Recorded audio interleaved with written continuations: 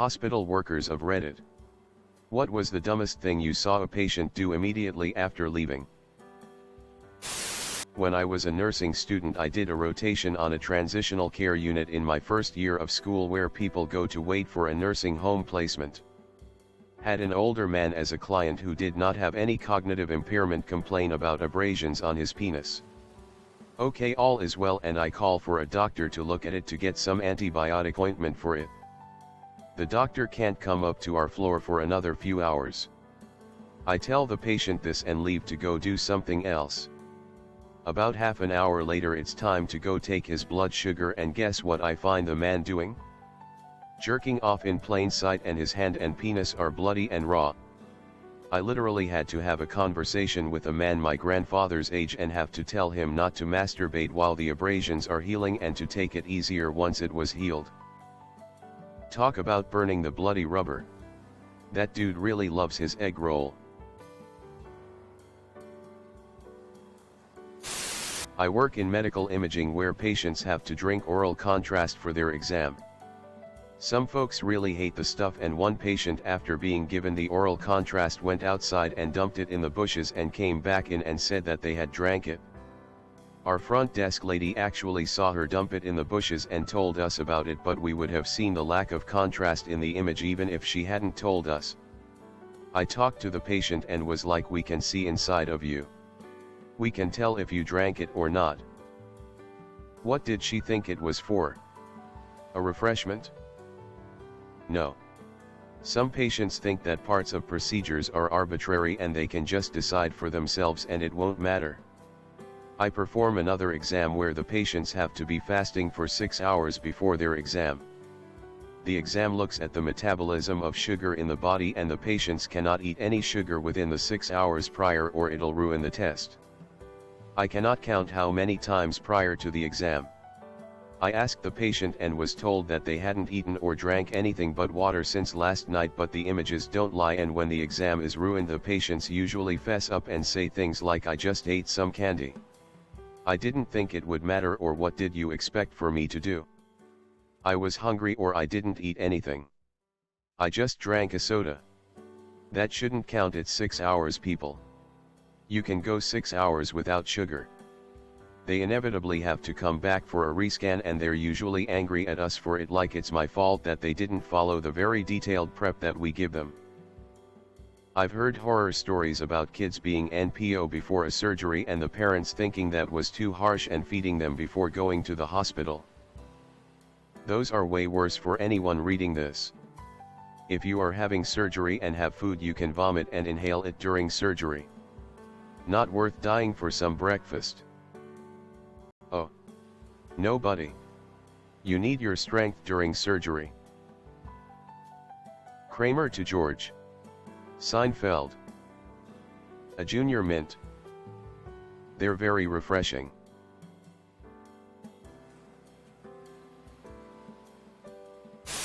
I work for a medical device company that makes bone screws. We had a patient sue us for faulty implants. Apparently his screws broke less than a month after surgery. This is a big deal. And not just from a financial standpoint. So of course we launched a full investigation. Turns out the dumbass decided to play tackle football less than a month after his major back surgery. Our bone screws are strong. But not tackle football strong. His case was thrown out. Oh boy. This reminds me of a story I heard on my neurology rotation in vet school. They did a surgery on a Doberman for wobbler's neck instability. Dog came back a week after surgery quadriplegic. The owners let it play in the backyard with its brother and he got tackled. The dog never walked again. I couldn't believe the owners were so stupid to spend $6,000 on a surgery for a dog and not follow through with the recovery instructions. I've had multiple surgeries. Every doctor and physio from the day I was injured has been amazed that I actually follow their instructions properly. Like truly amazed. Gives some insight as to how many people don't. Even when it's literally your ability to walk and function on the line. Discharged a patient after hysterectomy removing uterus. Stitches at top of vagina and she went home and had sex. Busting her stitches and allowing for her bowel to protrude through the vagina. Had to have an emergency procedure to fix it. On that's enough of this thread. It's the Jolly Rancher comment of the thread. Is that better or worse than the poop knife of the thread? Broken arms. Coconut? Definitely worse than the poop knife. Probably a little worse than the coconut. Not after leaving, but this older gentleman had his wife bring him in and out the literal day after his open heart surgery.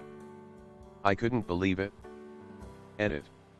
Oh, and for clarity, the surgery was a heart bypass for clogged arteries. Yo, I used to be a live sound engineer for a living. I was working at this one venue, and this band had their own sound engineer. I still had to do everything as far as micing up the stage and wiring everything because he said he is supposed to take it easy after his bypass surgery. He even showed my they scar. Not that I asked or questioned him. Anyway, after I do the entire sound check for him, he flags down a server and orders 4 shots of tequila and an order of cheese curds. Server laughed thinking he was joking. And he is just like, no, I'm serious. Can't plug in a mic cause of his heart surgery by deep fried cheese, and tequila is fine apparently. He got so drunk he could barely walk. His son drove him home. If it involved heavy lifting / using the arms, he shouldn't have been doing it, as it could seriously harm his healing in the short term. A speedy diet and alcohol, while not good for the heart, would not have as immediate severe consequences. Wiring up a mic is less physical work than getting dressed. If he can pull his pants up, he can plug in a mic cable. This wasn't like a festival where we had to load in and out a stage and PA. It was a venue. Just needed to wire the stage tars all. Now retired, but one of the things I liked about my hospital was the food.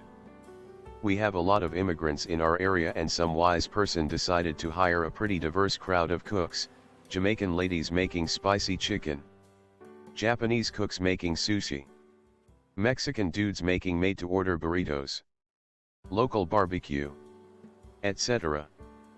And it was all very clean from a nutritional viewpoint. All of it was inspected by our RDS. And just about every day I would see patients turn down this excellent food and have their families bring them crap from fast food joints in town. Edit. Well, this caught fire while I was asleep. Yes. The food was good. The barbecue vendor also offered fried chicken. But the reason I retired a year early is because that hospital was being absorbed into a large healthcare corporation, and we all know that never benefits anyone but the suits. From what my former co-workers tell me, that cafeteria now offers the finest food service meals delivered daily in refrigerator trucks and served fresh from the microwave. Hiring cooks who needed / wanted a job is probably not part of the corporate profit plan. Being in a hospital is strange and fast food is familiar. You had me at jerk chicken though. I feel like I am that person. When I was 15 I broke my arm. Went to the hospital, got a cast, went about for a few weeks and got it removed. Great. I have my arm back. Now I wasn't the brightest kid and needed everything explained to me. No one told me not to have an arm wrestle with my fresh out of cast arm.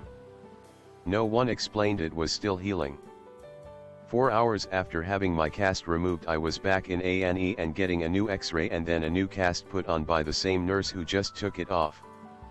I have never seen such disappointment in the eyes of someone who wasn't my mother. Your last sentence is priceless.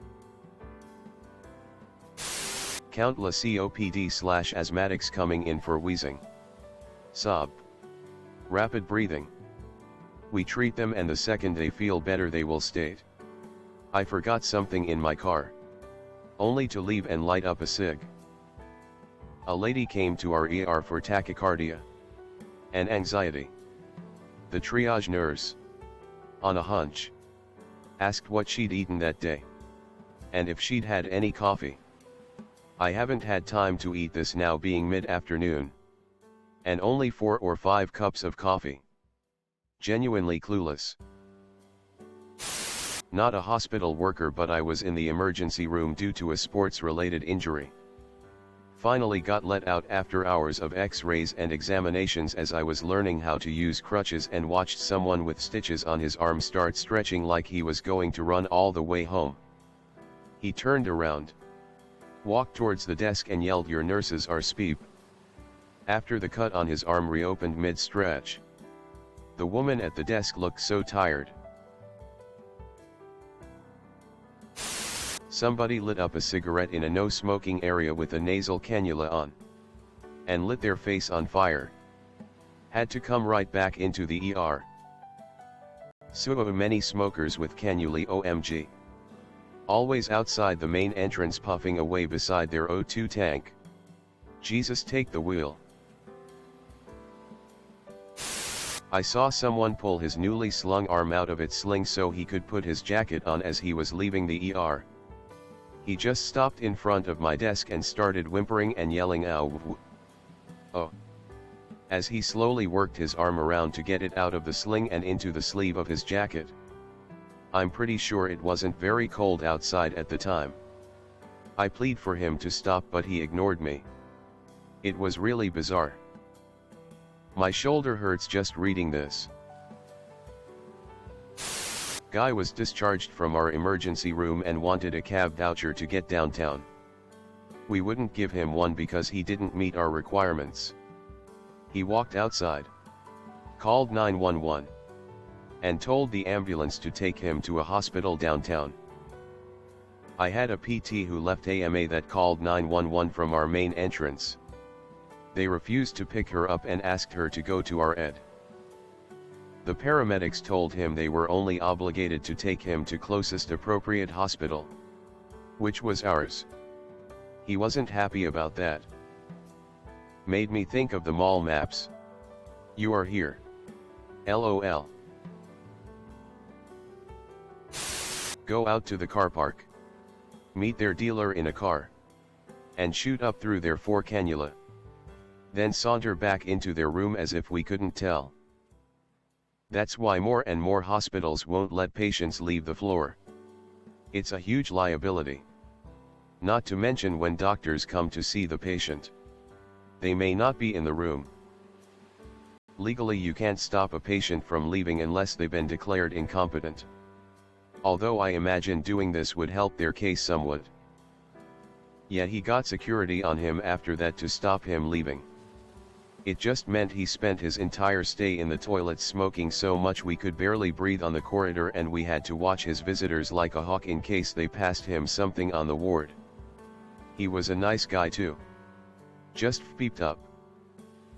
At that point it's almost best if hospitals have a rehab-style area. When a patient is a confirmed heroin addict, they can be offered methadone to curb people trafficking stuff in. Security is tighter. Those patients don't get to move freely on other floors without an escort. The smoking part would be tough to curb though. The problem is addicts would likely just leave the hospital rather than be denied a heavy buzz.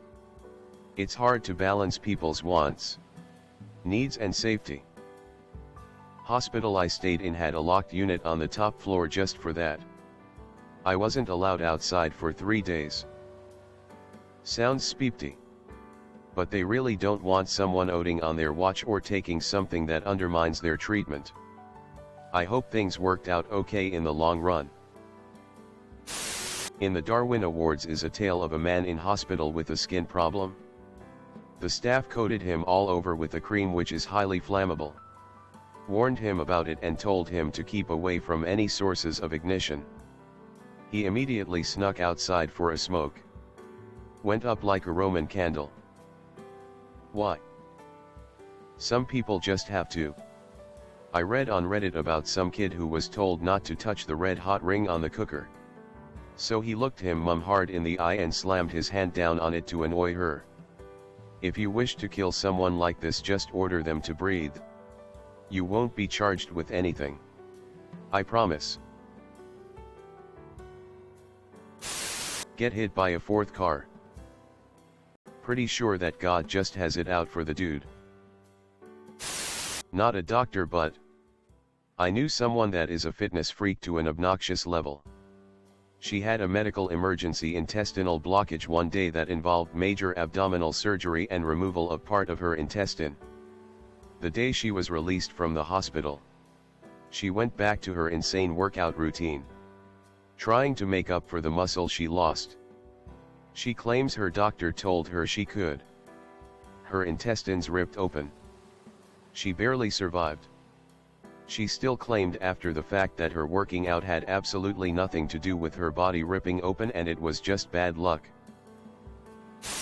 We had a guy leave AMA against medical advisory and then get hit by a bus. Thanks. You're the first I've seen that explained AMA in medical context. Inject heroin into their pick line Big 4. Leave to go smoke a cigarette and get hit by car. Steal from a 7-Eleven while in a hospital gown. Escape from the ER and steal an ambulance. How do you manage to steal an ambulance?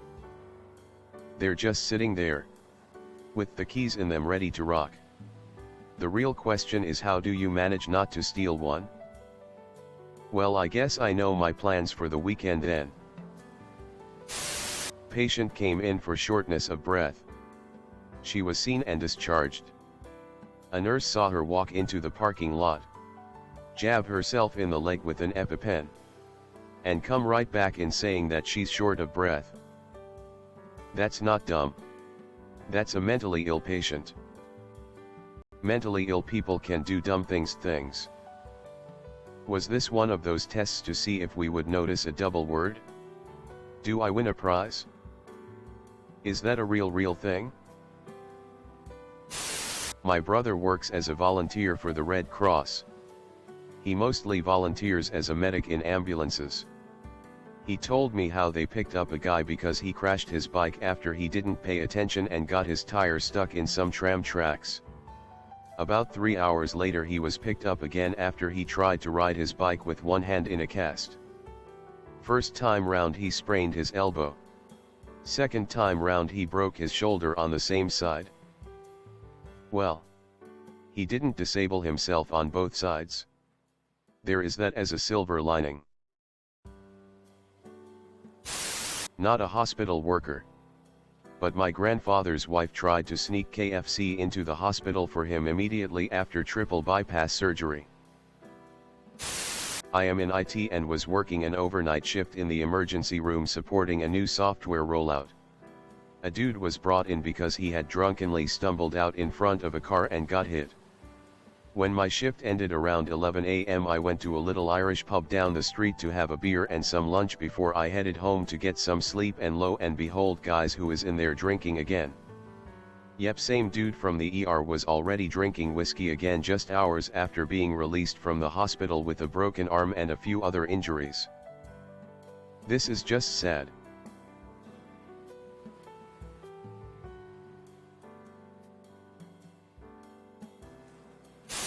Had a guy in his 20s come in with a TBI from a car accident. Decided to discharge against medical advice.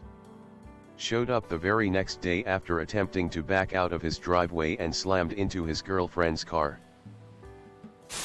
I work in a COVID clinic and I had a patient come in who was just a ball of anxiety about all sorts of things but mainly COVID. He had no symptoms either. Just general anxiety. Anyway. He walked out of the clinic. Immediately took off his mask and went into the Jimmy John's across the street. Seriously. You come to specifically talk about your fears of COVID and then you take off your mask before going into a store? WHYYYYY. I immediately saw Terry in Brooklyn 99. WHYYYYYYYYYY.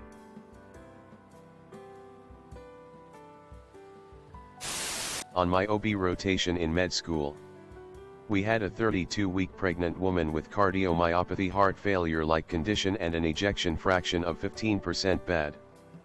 She's inpatient until delivery and everyone's worried she will die during or after delivery. One night the unit clerk calls and asks the nurse on duty, "Have y'all seen Ms. X tonight?" The nurse says. She's in her room, I assume. The clerk then says. Well, that's weird because I'm looking at her eating a funnel cake at the state fair right now. The patient just decided she needed a break from all of this hospital life. How the hell are you even walking around the state fair with a 15? That must have been an inspirational funnel cake.